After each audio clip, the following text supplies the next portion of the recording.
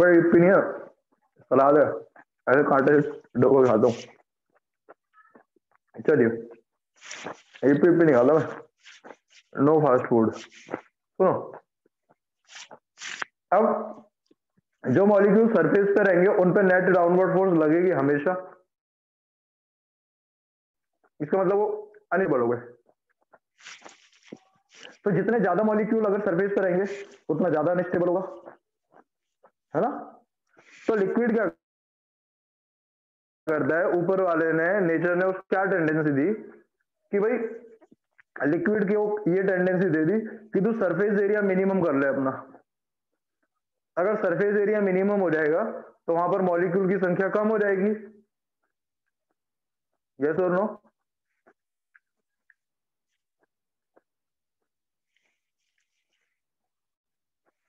तो एक्चुअली में यही कारण होता है, ऐसे लॉजिकली लगाया गया, साइंटिस्ट लोगों ने बुद्धि लगाई और बुकों में लिखा और वो हम लोगों ने पढ़ा और वो तुम लोग भी पढ़ रहे हो और आगे भी आगे डिलीवर करते जाओगे। तो अब लिक्विड की मॉलिक्यूल जैसे जैसे तुम सरफेस की तरफ बढ़ते जाओगे नेट डाउनवर्ड फोर्स लगती जाएगी तुम पे, कम, फिर थोड़ी ज्यादा, फिर थोड़ी ज्यादा, फिर थोड़ी ज्यादा, और टॉप पे तो सबसे ज्यादा। तो टॉप पे जो मॉलिक्यूल है, सरफेस पे जो मॉलिक्यूल है, उन पे नेट डाउनवर्ड फोर्स लगती है, जिसकी वजह से उनकी पोटेंशियल एनर्जी बढ़ जाती है, जिनकी वजह से उनकी स्टेबिलिटी कम हो जाती है। और अगर स्टेबिलिटी कम होगी तो लिक्विड क्या करता है, अपना सर्फेस एरिया मिनिमम कर लेता है ताकि सरफेस पे मॉलिक्यूल्स की संख्या कम हो जाए। कहानी समझ में आ गई क्या समझाया मैंने? अब सोच के देखो, अब सोच के देखो, अब यहां पर अगर हम ध्यान से देखें, अगर हम यहां से ध्यान से देखें, अगर हम ध्यान से देखें कि ये जो लिक्विड है, जो मॉलिक्यूल अंदर है, भाई बहुत करोड़ों अरबों करोड़ पता नहीं इतने संख्या होगी, लेकिन हम समझ लो 2-3 मॉलिक्यूल्स हैं। जो मॉलिक्यूल नीचे होगा उसकी एनर्जी मिनिमम है क्योंकि उसको फोर्स ही नहीं लग रही, सारी तरफ से बैलेंस हो रही है। लेकिन अगर ये मॉलिक्यूल मान ले नीचे से ऊपर जाएगा, अगर ये मॉलिक्यूल नीचे से ऊपर जाएगा, जब ये मॉलिक्यूल नीचे से कहां जाएगा, ऊपर जाएगा, तो इसकी पोटेंशियल एनर्जी क्या हो रही है, इंक्रीज हो रही है। अगर ये मॉलिक्यूल, कोई लिक्विड का मॉलिक्यूल नीचे से अगर ऊपर जाता है, अगर कोई मॉलिक्यूल लिक्विड का नीचे से ऊपर जाता है तो उसकी पोटेंशियल एनर्जी बढ़ने लगती है। अगर पोटेंशियल एनर्जी बढ़ रही है इसका मतलब उस पे जो मॉलिक्यूल नीचे था और जब वो ऊपर गया तो उसमें एनर्जी का इंक्रीज हो गया। वो जो उस पर एक्स्ट्रा एनर्जी आ गई वो एनर्जी कहलाती है उसकी सरफेस एनर्जी। जब ये नीचे था तो इसकी एनर्जी कम थी, जैसे जैसे ये ऊपर जाने लगेगा मॉलिक्यूल उसकी एनर्जी बढ़ती जाएगी। अगर एनर्जी बढ़ती जाएगी इसका मतलब जो मॉलिक्यूल सरफेस पर होते हैं उनकी एनर्जी ज्यादा होती है, जितनी एक्स्ट्रा एनर्जी हो उनकी कौन सी एनर्जी कहलाती है, surface energy.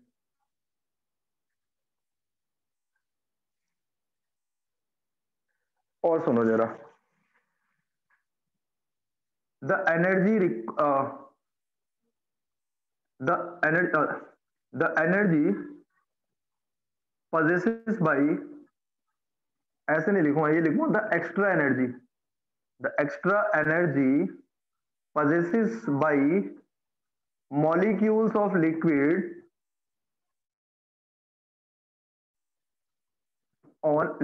on surface then molecule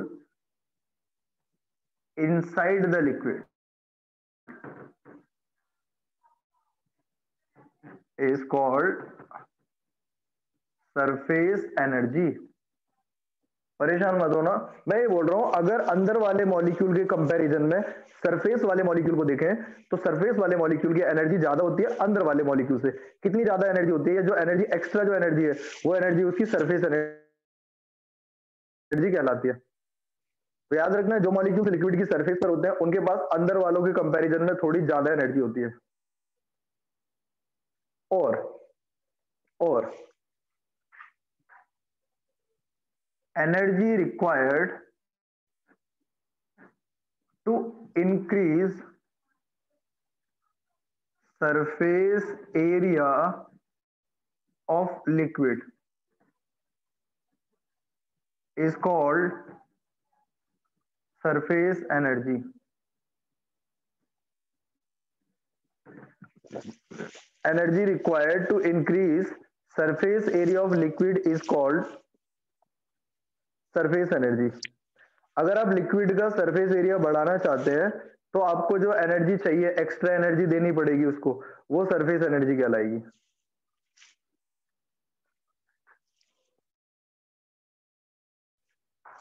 किसी लिक्विड की सरफेस एरिया बढ़ाने के लिए जो आपको एक्स्ट्रा एनर्जी देनी पड़ेगी उसको, वो सरफेस एनर्जी होती है। क्योंकि पेज नंबर 3 हो गया ये। तो ऐसा मैं क्यों बोल रहा हूं, इसके लिए देखो टाइम तो लग रहा है, लेकिन तुम समझो मेरी बात।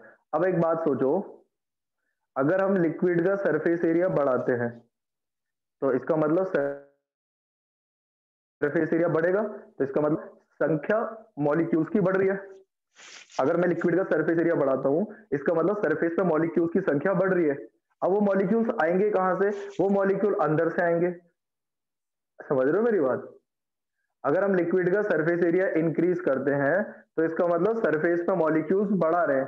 अब वो मॉलिक्यूल जो सरफेस पे बढ़ा रहे हैं वो आएंगे कहां से? नीचे से। इसका मतलब जब वो मॉलिक्यूल नीचे था तो उस पर कम एनर्जी थी, लेकिन अगर वो ऊपर आ गया तो उसकी एनर्जी बढ़ गई। वो एनर्जी कैसे बढ़ी? उसके लिए जो हमने उसको एक्स्ट्रा एनर्जी दी है, वही एक्स्ट्रा एनर्जी उस मॉलिक्यूल को मिल गई। तो जो हमने एक्स्ट्रा एनर्जी दी वही अंदर वाले मॉलिक्यूल को मिल गई। आगे बात समझ में?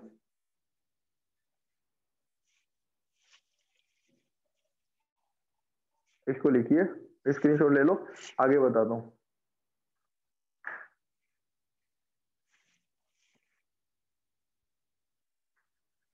अब सुनो,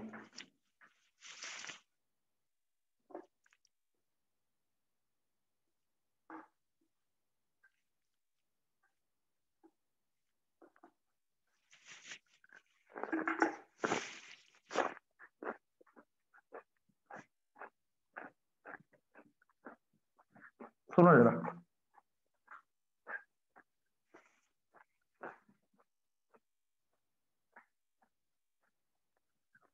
एक्सप्रेशन फॉर सरफेस एनर्जी। अब एक बात समझो, ऐसे मानो मैंने एक वायर का फ्रेम बनाया। कैसा फ्रेम है? रेक्टेंगुलर फ्रेम है। ये वायर का फ्रेम बनाया, फ्रेम ऑफ वायर। इसमें यहां पर ये मूवेबल साइड है, ये मूवेबल साइड है जिसकी लेंथ L है, तो मैं इस लेंथ को यहां भी दिखा सकता हूं और इसका नाम है AB। सही है क्या? Let frame of wire dipped in soap liquid।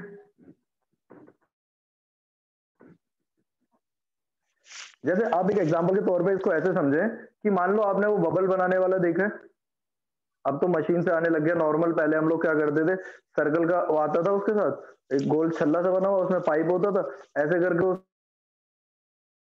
उसको लिक्विड में डुबोते थे, फिर फूक मारते थे। फूक मारते थे तो बहुत सारे बबल्स बनते थे। ऐसा होता था नहीं होता था? बताओ।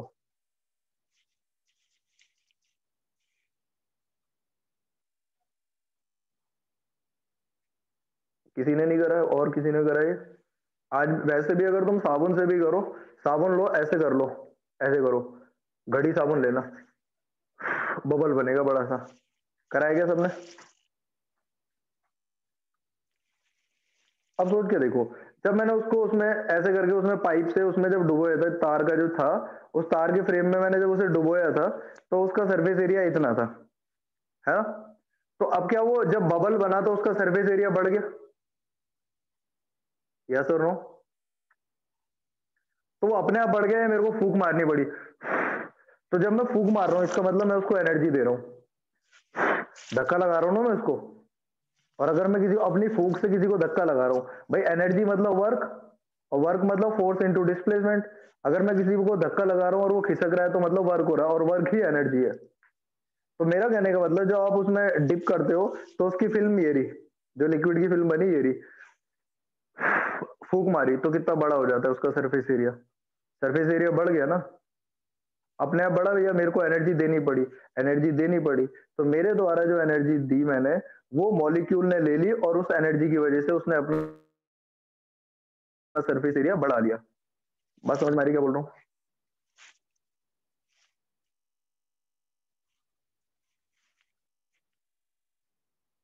अब प्रैक्टिकल के लिए हमने यहाँ पर एक रेक्टेंगुलर फ्रेम लिया है जिसमें अब इसको ना मैंने सोप लिक्विड में डिप कर दिया, तो जब मैं सोप लिक्विड में डिप करूंगा तो इस पे एक फिल्म बन जाएगी, सोप की फिल्म, और वो जो सोप की फिल्म होगी, लिक्विड की टेंडेंसी होती है मिनिमम सरफेस एरिया एक्वायर करने की, इसलिए वो अंदर की तरफ ऐसे सरफेस टेंशन लग रही होगी, सरफेस टेंशन उसको सिकोड़ने की कोशिश करेगी। यस और नो?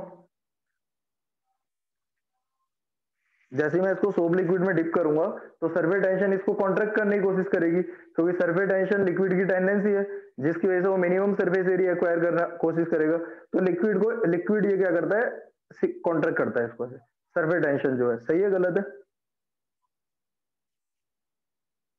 अब हमने क्या करा, सरफेस टेंशन तो इसको पास कर रही है, लेकिन मैंने क्या करा इमेजिन करो मैंने एफ फोर्स लगाई यहां पर, कितनी फोर्स लगाई यहां पर, एफ, ठीक है, किसके अगेंस्ट द सरफेस टेंशन, और उस फोर्स की वजह से मैंने इसको यहां से यहां पर खिसका दिया, ए से A1 आ गया और ये बी से B1 आ गया, कितना खिसका दिया, तो मान लो dx, तो सरफेस टेंशन के अगेंस्ट खींचने के लिए मैंने कार्य करा, कितनी फोर्स लगा के, एफ फोर्स लगा के, कितना कार्य करा, तो देखो let dw is work to displace AB to dx against surface tension, against surface tension, तो वर्क dw वर्क बराबर कितना हो जाएगा, फोर्स इनटू में डिस्प्लेसमेंट कितना, dx। लेकिन अब क्या करना है बच्चों, जो यहां पर लाइन लिख रहा हूं इसको याद रखना, soap liquid has two layer, दो लेयर्स होती हैं, आगे समझाऊंगा कि कैसे दो लेयर्स काउंट करते हैं, इसको डेरिवेशन में ऐसे करना पड़ेगा, soap liquid has two layer, ठीक है, अगर सोप लिक्विड की टू लेयर्स हैं तो हम लोग क्या करेंगे, सरफेस टेंशन का फॉर्मूला क्या होता है, फोर्स अपॉन में लेंथ, सरफेस टेंशन का फॉर्मूला होता है फोर्स अपॉन में लेंथ, तो जो एल ले लेंगे वो हम 2 ले लेंगे, यहाँ पे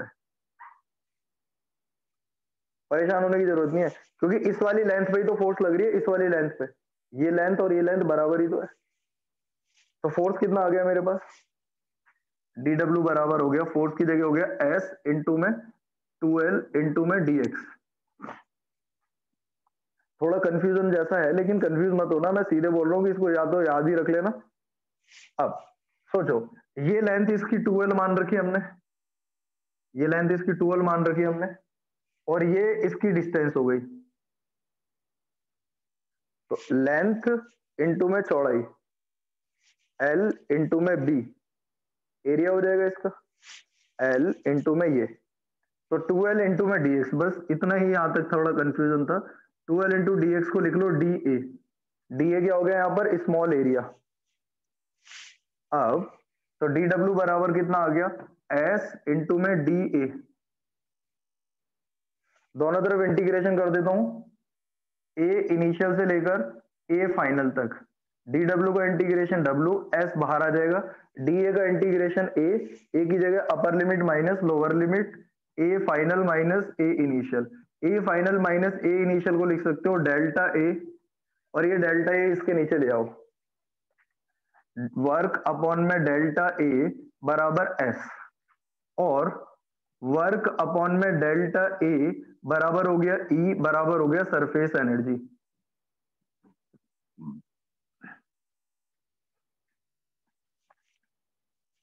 वर्क अपॉन में डेल्टा ए बराबर किसके हो गया, ई मतलब सरफेस एनर्जी, तो वर्क अपॉन में चेंज इन एरिया क्या हो जाएगा, ई मतलब सरफेस एनर्जी बराबर किसके आ गया, एस के। तो मैथमेटिकली 2 नंबर का क्वेश्चन आ जाएगा, 3 का भी आ सकता है, mathematically surface energy is equal to surface tension, तो सरफेस एनर्जी सरफेस टेंशन के बराबर होती है।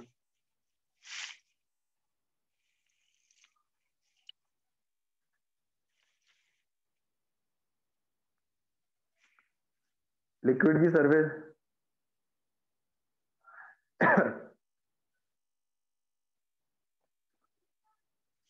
चलिए, तो मैं डायग्राम बता देता हूँ एक बार, विशाल को डायग्राम समझ में नहीं आया। एक ये वायर का फ्रेम है, हमने एक वायर का फ्रेम बनाया, मैंने नहीं, हो रखा है ये सब कुछ पहले से, लेकिन बता रहा हूँ। एक रेक्टेंगुलर फ्रेम ऑफ वायर लिया हमने। इस फ्रेम में ये जो ए बी साइड है ये मूवेबल है और बाकी सारी साइड फिक्स है, ये वाली। इसमें अब हमने ये पूरा ये था, अब मैंने इसको पूरा डिप कर दिया सोप के लिक्विड में, मतलब ऐसा पानी जिसमें डिटर्जेंट घुला हुआ है। जब उसको घोल के जब निकाला मैंने, तो आपको याद होगा जब हम इसको घोल के निकालते हैं तो यहाँ पर एक फिल्म बन जाती है, एक परत सी बन जाती है, होती है कि नहीं होती है?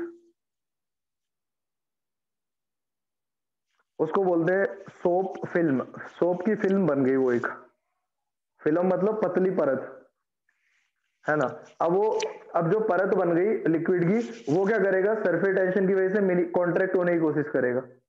सरफेस टेंशन की वजह से कॉन्ट्रैक्ट होगा, होगा कि नहीं होगा? चारों तरफ सरफेस टेंशन लग रही होगी, तो वो उसको कम करने की कोशिश करेगा। अब अब हमने क्या करा, against the surface tension, surface tension के अगेंस्ट इस पे एक फोर्स लगाई जो कि कितनी है, एफ, और उस फोर्स से ए बी साइड को कितना खींच लिया, डीएक्स। तो भाई जो फिल्म पहले छोटी थी, इतनी सी थी, अब उसको फिल्म को बड़ा कर दिया मैंने। अगर फिल्म बड़ी कर दी, इसका मतलब फिल्म का सरफेस एरिया बड़ा कर दिया। अब सरफेस एरिया इंक्रीज करने के लिए मैंने कितना वर्क करा, डी डब्ल्यू बराबर एफ इंटू डी एक्स।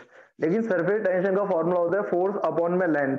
लेकिन क्योंकि हमने सोप लिक्विड के साथ यहाँ पे डील कर रहे हैं, तो सोप लिक्विड के केस में आपको 2L लेना पड़ेगा लेंथ को, दो लेयर्स मानते हैं हम उसमें। तो 2L हो गया, तो फोर्स हो गया S into 2L, 2L into D x हो गया इसका एरिया। तो ये हो गया 2L वाली लेंथ, इसको मानते हैं, और ये हो गया dx। तो ये इतने से पार्ट का एरिया आ गया, स्मॉल एरिया, कितना, डी है। तो ये s इंटू डी है, एस बाहर आ गया, इंटीग्रेशन करा, डी का इंटीग्रेशन ए की जगह upper limit minus lower limit, फिर A final minus A initial हो गया डेल्टा ए, वर्क का फॉर्मूला आ गया S delta A. Delta A को इसके नीचे लिखा, तो वर्क अपॉन में चेंज इन एरिया बराबर हो गया सरफेस टेंशन। इसका मतलब work per unit, work upon में चेंज इन एरिया होता है सरफेस एनर्जी, तो सरफेस एनर्जी बराबर सरफेस टेंशन आ गया। ये क्वेश्चन एग्जाम में कई बार आया हुआ है, बोला जाता है कि show that surface energy is equal to surface tension. तो जैसा मैंने बताया वैसा करना पड़ेगा आपको एग्जाम में, surface energy is equal to surface tension. बोलिए भाई, इसका स्क्रीनशॉट ले लो।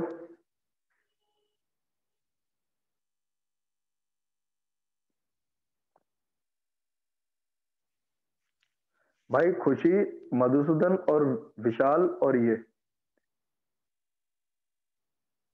दो ही बंदे हैं यहाँ पर जो बोलते हैं, दो या आज तो और कौन गायब हो गया, परिमा है, मयंक है, मधुसूदन है, विवेक नहीं, वरुण है, विशाल नहीं है, जाने दो। चलो भाई, बात समझ में आ गई है? बोलो भाई, साफ कर दो इसको। पेज नंबर कितना है बताओ?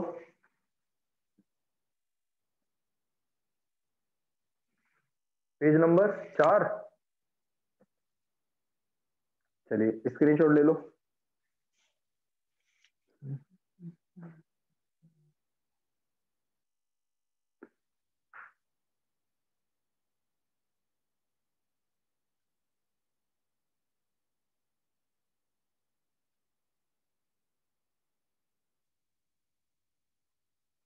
चलो भाई, इसको साफ कर देता हूं, आगे देखो।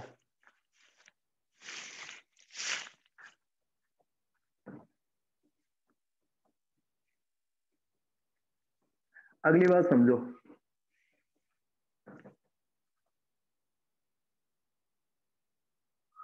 हाँ क्या हुआ, मैं कोई क्लास है क्या?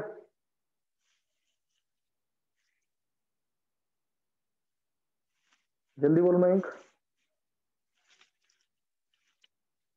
अच्छा, अभी होती है क्या 10 बजे?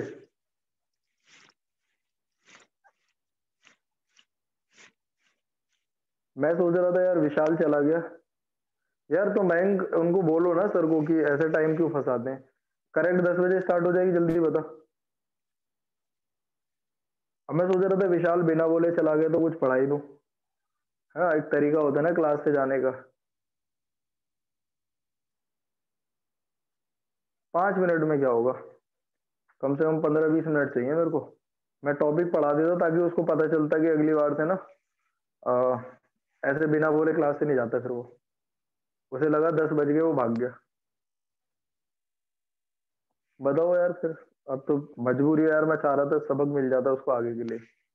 कोई भी हो, जब बच्चा गलती करे ना तो टीचर को जल्दी बोलो, मैं टाइम वेस्ट हो रहा है। करा दो ना, ठीक है। चलिए भाई आगे देखें। अगला टॉपिक है एक्सेस प्रेशर। एक्सेस प्रेशर आ गया अभी, पता चल गया होगा ना इसको क्लास। एक्सेस प्रेशर, तो एक्सेस प्रेशर जो होता है ना, इसके बोर्ड साफ आ रहा है। एक्सेस प्रेशर, एक्सेस मतलब थोड़ा एक्स्ट्रा, एक्सेस मतलब थोड़ा एक्स्ट्रा, एक्सेस मतलब एक्स्ट्रा, सीधी सी बात है। तो अब समझो कि मेरे पास एक ये ट्यूब है मान लो बच्चों है, या कंटेनर मान लो। आप लोग मेरे को बताना खुद से। और इसका जो मेनिस्कस है वो ऐसे है, इसको बोलते हैं कॉनकेव मेनिस्कस, बोलते हैं इसको। यहां पर मैंने एक टेंजेंट ड्रॉ करा, ये लगी इस पे सरफेस टेंशन थीटा एंगल पे। क्योंकि सरफेस टेंशन हमेशा टेंजेंट के द्वारा रिप्रेजेंट की जाती है, तो ये सरफेस टेंशन होगी इसकी कितने एंगल पे, थीटा एंगल पे, है ना। अब ये थीटा तो बच्चों ये भी थीटा, और ये वाला एस कॉस थीटा, और ये वाला कितना, एस साइन थीटा। ऐसा ही यहां पर होगा, ये theta angle, angle of contact, ये भी थीटा, ये सरफेस टेंशन एस, तो ये वाला कितना हो जाएगा, एस कॉस थीटा, और इधर वाला हो जाएगा एस साइन थीटा। तो हर साइन एस साइन थीटा वाले कैंसिल होते जाएंगे क्योंकि अपोजिट डायरेक्शन में आते जाएंगे। लेकिन सबका जो एस कॉस थीटा होगा, जितनी भी सरफेस टेंशन लग रही होंगी पूरे लिक्विड में, सबका एस कॉस थीटा ऊपर लग रहा है। यस और नो। अब आपसे मैं दो बातें पूछता हूं। एक तो ये वन पॉइंट है, ए पॉइंट है, ए मान लो, और एक बी पॉइंट है। अब देखो, आपसे क्वेश्चन पूछूंगा, आप लोग जवाब देना। ए और बी दो जगह प्रेशर लगना है, या लग रहा है, लग रहा है। एस कॉस थीटा ऊपर लग रहा है, सरफेस टेंशन का कॉस थीटा कंपोनेंट किधर लग रहा है, ऊपर, है ना। तो सरफेस टेंशन हर एक जगह ऊपर लग रही होगी, तो उसको बैलेंस करने के लिए सरफेस को जो एक्स्ट्रा प्रेशर लगना चाहिए वो किधर लगना चाहिए, ऊपर की तरफ या नीचे की तरफ। पहली बात, सरफेस टेंशन ऊपर की तरफ लग रही है, तो एक्स्ट्रा प्रेशर किधर लगना चाहिए,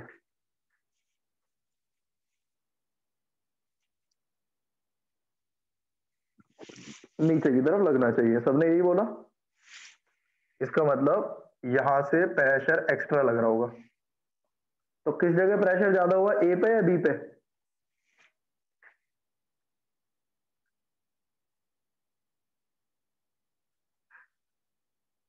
प्रेशर कहां पे ज्यादा हुआ, ए पे या बी पे। नहीं समझ में आया तो याद रखना, ए वाला प्रेशर ज्यादा होगा बी वाले से, ए वाले पे। क्योंकि यहीं पे तो एक्स्ट्रा प्रेशर तो यहीं लगा है ना। एक्सेस मतलब जो एक्स्ट्रा है, एक्स्ट्रा प्रेशर किधर लगेगा, ए पे लगेगा। इसका मतलब ए पे ज्यादा प्रेशर लग रहा है कंपेयर टू बी।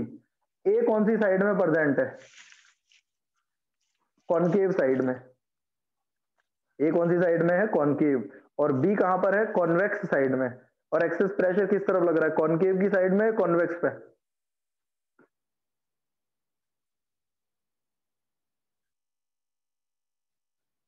कॉनकेव। तो कॉनकेव होता है जो अंदर की तरफ होता है, कॉन्वेक्स होता है जो उभरा हुआ होता है। अगर आप यहां से देखोगे तो आपको दिख रहा है ये नीचे है, यहां से देखोगे तो ये उभरा हुआ है। तो देखो, pressure on concave side of liquid meniscus is always greater than pressure on convex side. This difference of pressure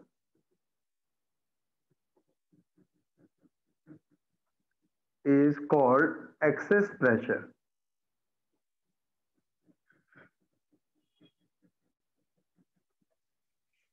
Pressure on concave side of liquid meniscus is always greater than pressure on convex side of liquid, मतलब pressure on convex side. This difference of pressure is called excess pressure. याद रखना है, liquid के हमेशा concave side में pressure ज्यादा होता है कंपैरेटिवली कॉन्वेक्स साइड के, और जो डिफरेंस होता है उसी को एक्सेस प्रेशर बोलते हैं। बात समझ में आ गई क्या?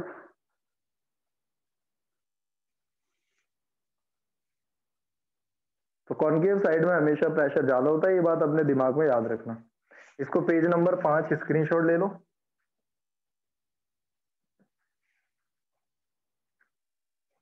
एक्सेस प्रेशर हमेशा कॉनकेव साइड पे लगेगा। एक्सेस मतलब ज्यादा, ज्यादा एक्सेस मतलब जो एक्स्ट्रा प्रेशर है। बात समझ में आ गई सबको? हमेशा कॉनकेव साइड पे ज्यादा होगा। बोलो ठीक है। चलिए भाई, एक इंपॉर्टेंट डेरिवेशन कराता हूं, 3 नंबर का आता है एग्जाम में। साफ कर दो इसको। एक इंपॉर्टेंट डेरिवेशन कराता हूं, चलिए। वो इंपॉर्टेंट डेरिवेशन क्या है वो देखो जरा। Derive an expression for excess pressure for drop। Excess pressure निकालना है किसी ड्रॉप का। ड्रॉप पानी की ड्रॉप है मान लो, है ना। तो किसी ड्रॉप का कितना प्रेशर, एक्सेस प्रेशर कैसे निकालोगे वो आपको समझना है। 3 नंबर का डेरिवेशन है, बहुत इंपॉर्टेंट है। चलिए, मान लीजिए एक ड्रॉप है मेरे पास जिसका रेडियस r है। एक ड्रॉप है जिसका रेडियस कितना है r। अब कौन सी साइड में प्रेशर ज्यादा होगा? यहां पर मैं मानता हूं P1 प्रेशर है और बाहर वाला P2 है। कौन सा प्रेशर ज्यादा होगा सोच के बोलना।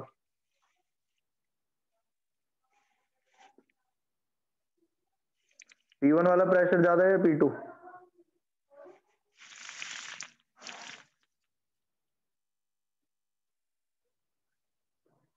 कुछ ही बुद्धि खत्म है क्या? अभी तो बताया था तुम बावड़े हो बिल्कुल भाई, सही में बताया तो था। कॉनकेव साइड वाला प्रेशर हमेशा ज्यादा होता है। कौन सा ज्यादा है? अरे भाई, ये लिक्विड ऐसे है, ड्रॉप ऐसे है, तो कॉनकेव साइड में ही तो P1 प्रेशर ज्यादा हुआ ना। ठीक है, तो देखना। हाँ हाँ, ला दियो।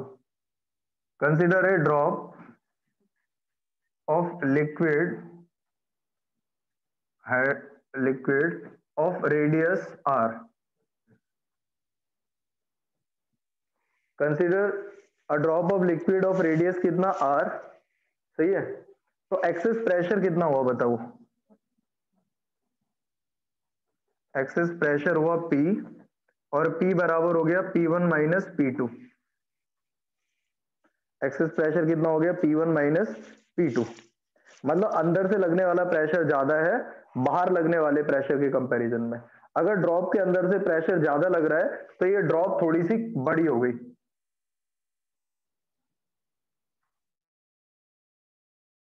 ये ड्रॉप थोड़ी सी बड़ी हो गई, कितना खिसक गई? तो हमने बोला डेल आर, इसको बोलते हैं डेल्टा। इसको डेल्टा बोलते हैं। ये डेल्टा बहुत छोटा होता है। तो अब बड़े वाले ड्रॉप की रेडियस कितनी आ गई? R plus delta R. R plus delta R, सही है क्या? तो एक बात बताओ, अंदर प्रेशर ज्यादा था और बाहर प्रेशर कम था। इस प्रेशर की वजह से ये जो बबल ड्रॉप थी, ड्रॉप, ये ड्रॉप थोड़ी सी बढ़ गई। इसका मतलब प्रेशर ने इसके ऊपर काम करा, तो work by pressure to increase surface area. तो वो वर्क कितना आ गया मेरे पास, डब्लू वर्क बराबर क्या हो जाएगा, फोर्स इनटू में डिस्प्लेसमेंट डेल आर है, फोर्स इनटू में डेल आर। फोर्स को क्या लिख सकते हो, जो प्रेशर डिफरेंस है, प्रेशर डिफरेंस कितना है पी, तो फोर्स को लिख सकते हो प्रेशर इनटू में एरिया, और एरिया कितना था इस ड्रॉप का, 4 पाई r²। तो फोर्स बराबर हो गया प्रेशर इनटू एरिया। तो अब W बराबर फोर्स की जगह कितना हो गया, P इंटू में 4 पाई r² इंटू में del R, equation number first.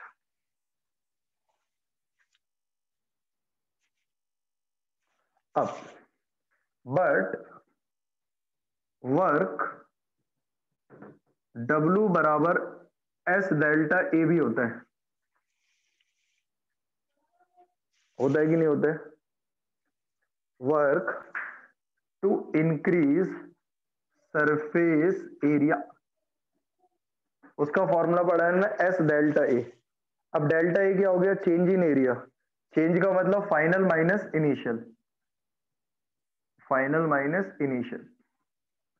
तो फाइनल कौन है, ये वाली ड्रॉप जो बड़ी वाली है बढ़ गई है वो, तो उसका एरिया कितना हो जाएगा, W बराबर S 4 pi r plus del R का स्क्वायर, माइनस इनिशियल कौन सा होगा, ये वाला सरफेस एरिया, तो -4 पाई कैपिटल आर का स्क्वायर। दोनों में से 4 पाई कॉमन ले लेता हूं, तो W आ गया 4 पाई इंटू एस, ब्रैकेट में इसको खोल दे रहा हूं, r² प्लस में डेल आर का स्क्वायर प्लस में 2r del are minus r²।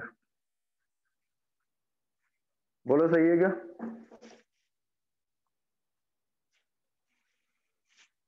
तो देखना जरा, डेल आर इज स्मॉल,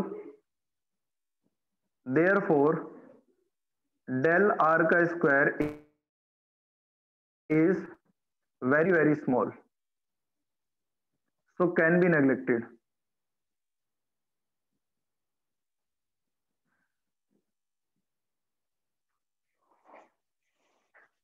तो जो डेल आर है, जो सरफेस एरिया में बड़ा इंक्रीज हुआ है, उसका जो डेल आर है वो डेल आर बहुत छोटा है, तो डेल आर का जो स्क्वायर है वो और भी छोटा हो जाएगा। इसका मतलब ये वाला फैक्टर को हम नेग्लेक्ट कर देंगे, ये प्लस r² और ये माइनस r² कैंसिल हो जाएगा। तो वर्क का फॉर्मूला कितना आ गया, 2 ये 4 दूनी 8, 8 पाई s r इंटू में del R, equation number second. From 1 and 2 अगर आप ध्यान से देखो, फ्रॉम 1 एंड 2, फ्रॉम 1 एंड 2 दोनों को कंपेयर करता हूं तो कितना आएगा, P इंटू में 4 पाई r² इंटू में डेल आर बराबर कितना, 8 पाई s r इंटू में डेल आर, डेल आर से डेल आर कैंसिल, पाई से पाई कैंसिल, 4 से ये 2 कैंसिल, एक आर से आर कैंसिल, तो प्रेशर आ गया 2s/r। और ये प्रेशर किसके बराबर है, P अंदर वाला माइनस P बाहर वाला, तो P आई माइनस P, सॉरी इसको P आई और P आउटसाइड लिखता हूं, P इनसाइड और P आउटसाइड, तो यहाँ पर P इनसाइड हो गया और ये P आउटसाइड हो गया। अब अच्छा लगेगा थोड़ा सा, बाकी कहीं दिक्कत ही नहीं है। चलो, P inside minus P outside बराबर आ गया 2s/r। कौन ज्यादा है,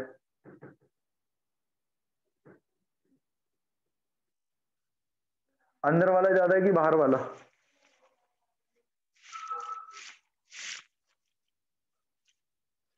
इनसाइड मधुसूदन, इनसाइड वाला ज्यादा है कि आउटसाइड वाला,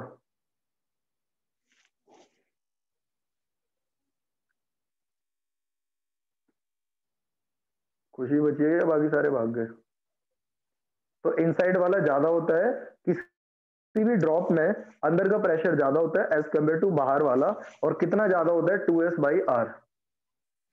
ये ड्रॉप के लिए था बच्चों, समझ गए? पेज नंबर 6 स्क्रीनशॉट ले लो।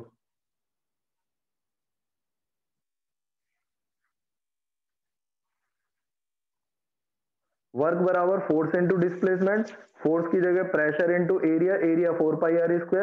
वर्क बराबर एस डेल्टा ए, डेल्टा ए की जगह change in area, change in area मतलब बड़ी वाली का एरिया माइनस छोटी वाली का एरिया। डेल आर जो डेल आर जो है वो बहुत छोटा है, इसलिए डेल आर का स्क्वायर और छोटा हो जाएगा, नेग्लेक्ट कर दिया और सॉल्व करते जाना है। बात समझ में आ गई क्या? स्क्रीनशॉट ले लो।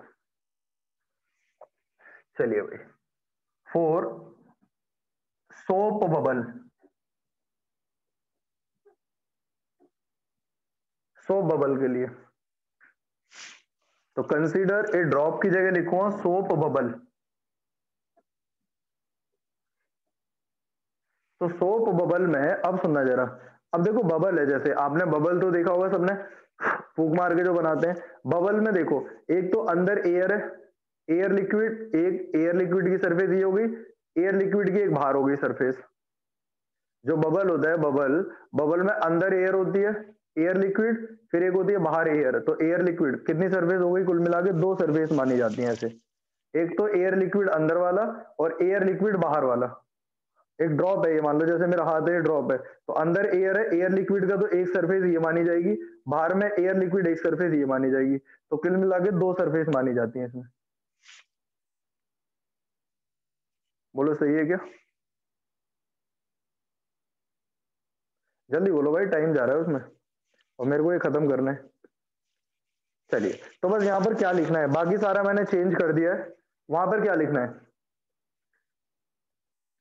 Soap bubble has 2 layers, soap bubble has 2 layers। अगर सोप बबल की 2 लेयर्स होती है तो यहां पर आपको 2 से मल्टीप्लाई कर देना है, इसलिए यहां पर भी 2 से मल्टीप्लाई कर देना है, यहां भी 2 से मल्टीप्लाई करना है। तो 4 दूनी ये हो जाएगा 8, 8 दूनी ये हो जाएगा 16, ये भी ये 16, तो ये आ जाएगा 4, ये आ गया 4, ये आ गया 4। बस बाकी सब तो सेम ही रहेगा। तो 4s/r होता है। बस वहां पर क्या करना है, सोप बबल में 2 लेयर्स ले लेनी है, तो चेंज इन एरिया की जगह कितना ले लेना है, 2 delta A. Change in area को डेल्टा ए की जगह और क्या ले लेना, 2 डेल्टा ए। बाकी फिर कितना हो जाएगा, डबल आ जाएगा। तो ड्रॉप के लिए 2s/r और बबल के लिए 4s/r। आज वाली क्लास यहीं तक खत्म करता हूँ, अब अगली क्लास परसों होगी, परसों ये चैप्टर खत्म हो जाएगा, अब टेंशन नहीं है, अब तो 1 घंटे के अंदर निपटा दूंगा इसको मैं। बोलो हो गया क्या?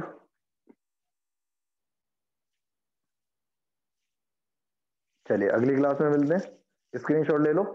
बबल या ड्रॉप में से दोनों में से कोई सा भी एक एग्जाम में जरूर मिलेगा आपको, लिख लेना इस बात को कि जरूर आएगा, मतलब आएगा ही आएगा। मैं अपने एक्सपीरियंस से इतना बोल सकता हूँ। चलिए अगली क्लास में मिलते हैं।